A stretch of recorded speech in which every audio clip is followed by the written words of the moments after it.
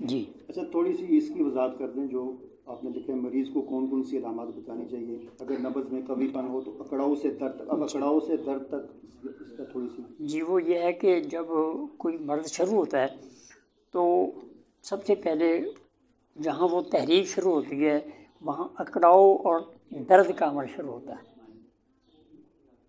وہاں ہوا ہوتی ہے. تحریک ہوا کی محتاج ہے، اگر ہوا نہیں تو تحریک نہیں، چاہے وہ اعصابی ہو، چاہے غدی ہو، چاہے کوئی بھی ہو.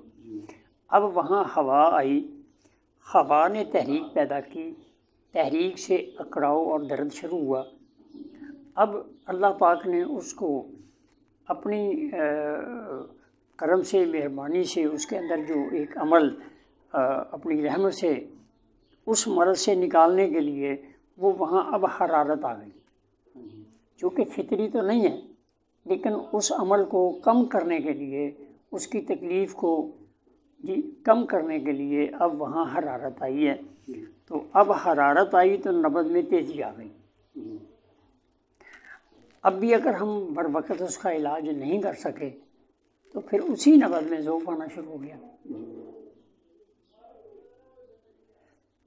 تو اگر کوئی بات ہے رہ گئی ہے تو پھر دوبارہ پوچھ لیں.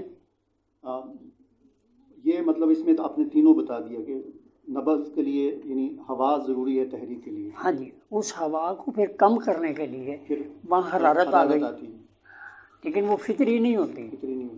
پھر اس کے بعد حرارت کو کم کرنے کے لیے پانی آتا ہے جہاں ضعف آ جاتا ہے، جس کو ورم اور ضعف کا مقام کہتے ہیں. جی.